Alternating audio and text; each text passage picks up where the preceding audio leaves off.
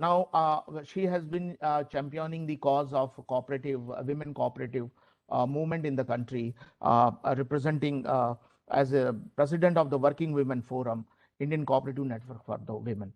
Now I request her to kindly deliver the keynote address on the occasion. Dr. Nandini Azad.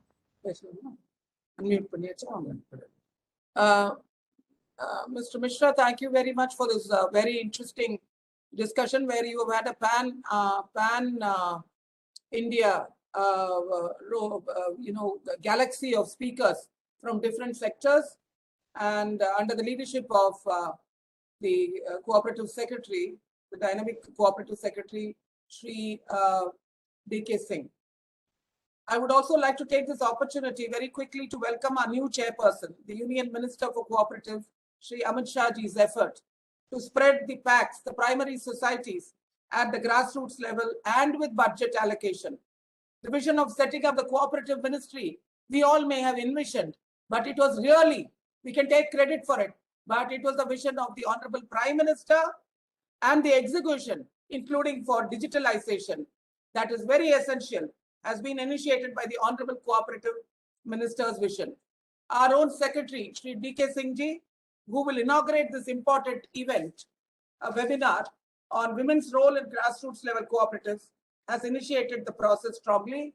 I thank you, Mr. Mishra, for carrying forward this process as a national institution of important contribution in the cooperative sector.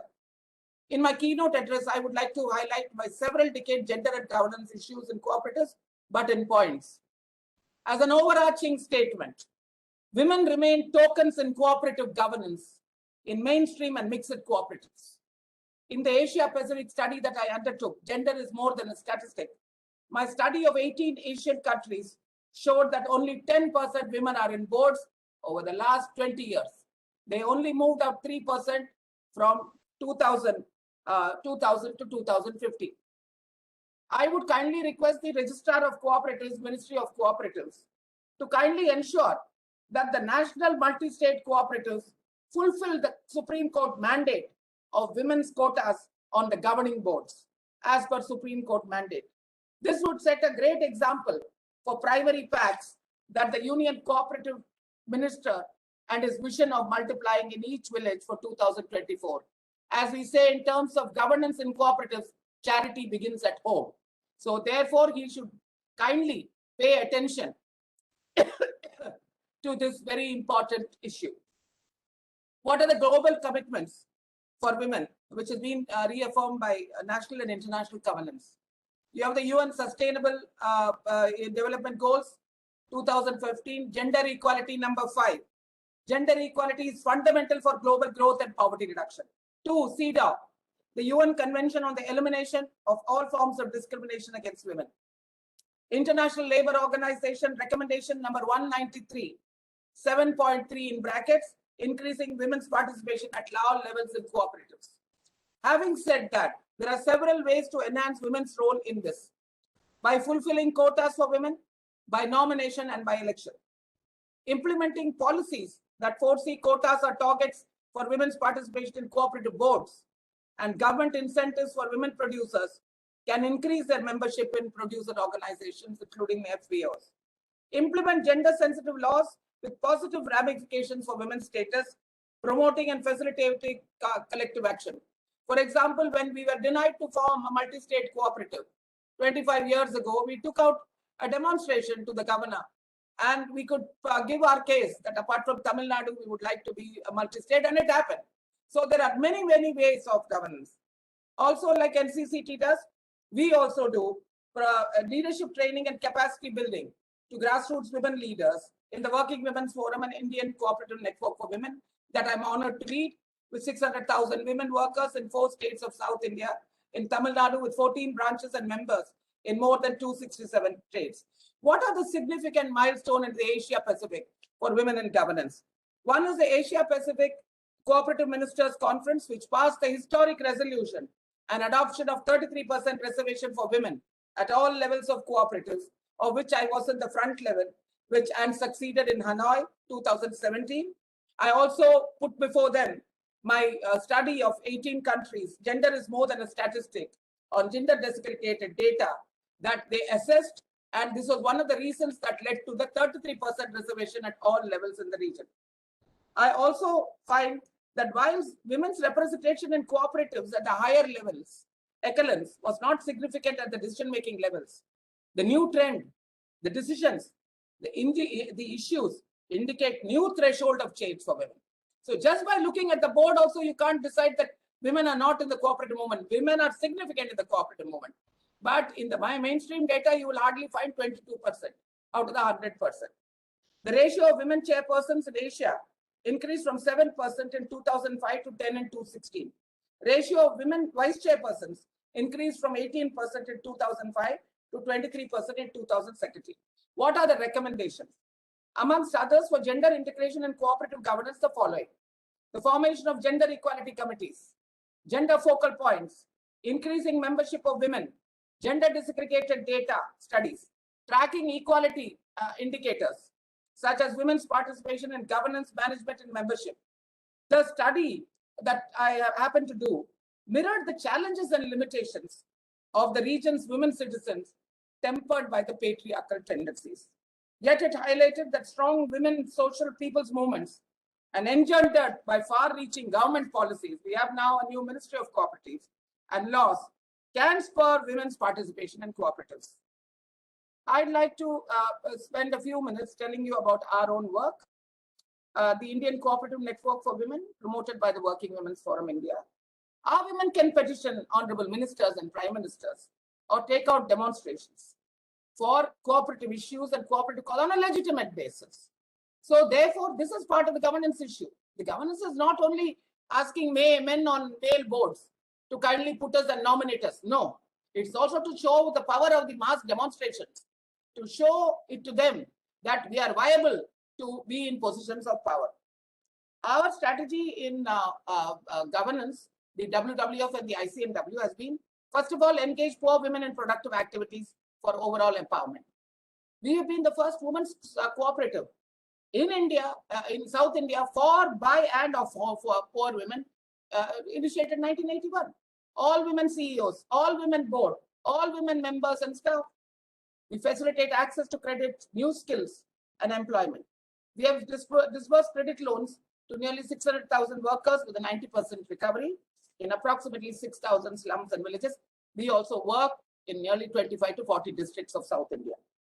And we have 14 branches in Telangana, in Andhra Pradesh, Tamil Nadu, and in Karnataka.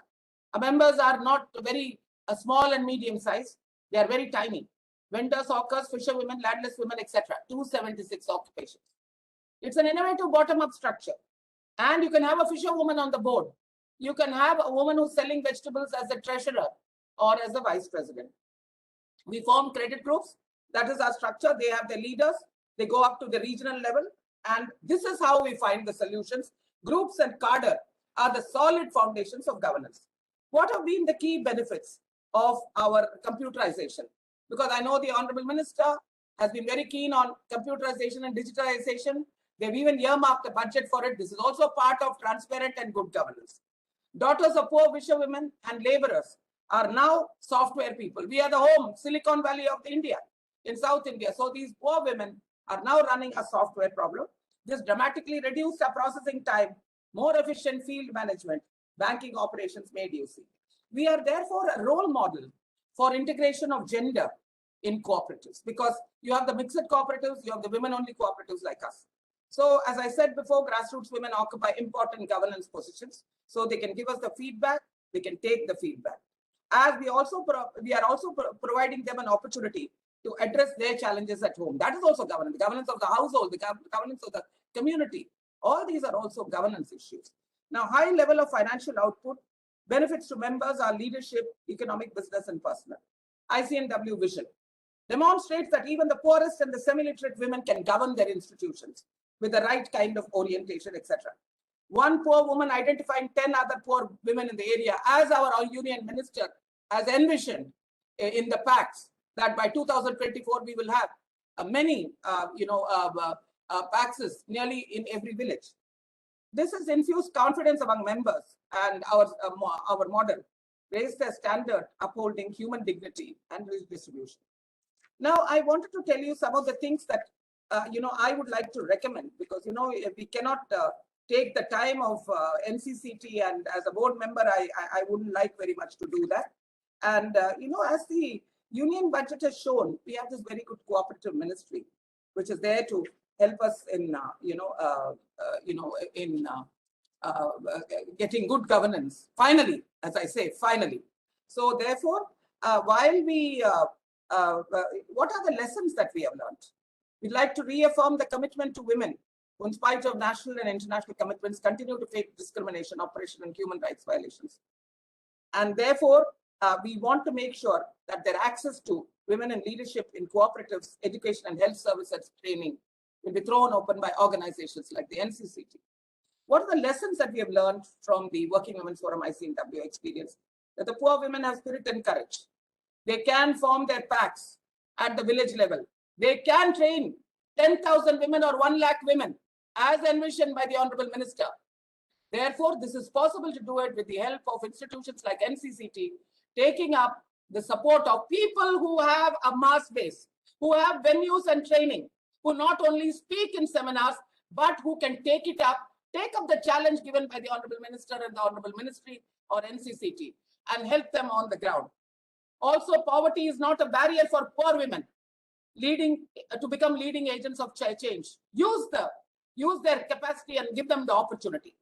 The solid grassroots character of the Working Women's Forum and ICNW has demonstrated that with the right type of training and following the principles of cooperative management, right type of orientation and field exposure, this can be done. Now, finally, I feel that cooperatives lay the foundation of a future where economic democracy supplements political democracy. Again, this is the vision, I know, of the people who have created the ministry and the people who are heading the ministry. We need to look at the strategies in the cooperative sector finally. What echelons in each one of your organizations are women sitting in, and how many? What is the benefits of offtake of loans for whom, men or women? Percentage expanded and reinvested. Now, gender issues, especially equitable representation of women clients in policy decision making in cooperatives, financial institutions, need to be addressed at the policy level. You look at an organization like NABARD. Let us look at all these institutions. How many women are represented at the echelons? Data studies are required on looking at the leadership patterns currently, patriarchy. Are there male structures that are hindering them? Laws that are hindering women's leadership? First, so many of the things is lack of all-round emphasis on women's participation is there. We are only saying it on the lip. Implementation, how are you doing it? Please show us that you're preparing the cadre. But how is the cadre trying to increase the cooperative leaders at the grassroots? How many packs have you been able to envisage and bring? Now, lack of provisions in the cooperative bylaws.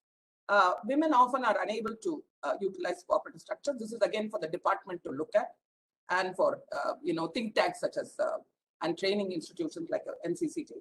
Also, women's problem is domestic responsibility and lack of specific productive resources, technical and educational skills, and that's where NCCT can come in. What is being showed is that though they are not on the echelons, they are there in the mass base. Women are there. They are there at levels. You just need to bring them up, and by giving them opportunities to move up. Now, what are the salient strategies for gender equality in cooperatives? Governance. Sensitize male leaders of cooperatives. Organizing, mobilizing, and strengthening women and their organizations so that they bring a pressure up. Also, increase participation of women's membership in mixed cooperatives. Today in Asia Pacific, it's only 22%. That is what the numbers showed us about 5 years ago. Capacity building and training is also very important to do. In terms of NCCT, I have a few concluding remarks to make.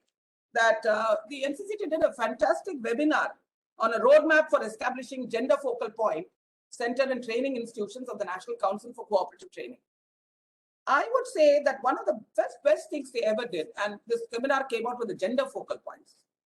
Because I tell you the difference between gender committees, women's empowerment committees, and gender focal points for governance. These are institutionalized. There are staff being appointed for that. And these are going to be watchdog of gender. On the other hand, the gender committees or the women's empowerment committees meet once a year.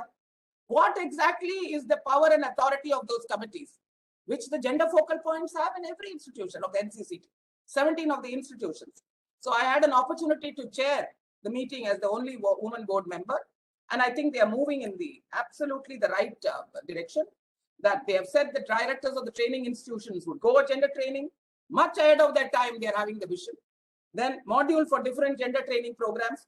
30% of all participation in training programs will be up for women, maybe made mandatory as per the unit. The gender focal points have already been established. Their staffing is being now discussed. And also the gender disaggregated data. They are going to take this very important for governance. How many people are there? Gender equality tracking. Are we doing that? Where exactly are who? Therefore, there is a need to increase the women's leadership development program, not only 10,000 women cadre. You can train 100,000. Bring in organizations like us, who we will be able to give you. We will be able to give you the venue. We will be able to give you the offices. We will be able to give you the client. I'll train 10,000 for you in 4 states of South India, in the aspiration and other districts. So therefore, the NCCT is on a very good wicket. And I congratulate the Honorable Secretary again for giving us the right direction and giving us the confidence that the Cooperative Ministry stands by us in transparency and accountability. Thank you very much, Mr. Mishra, for this very interesting debate and discussion. And I think some fruitful things will come out.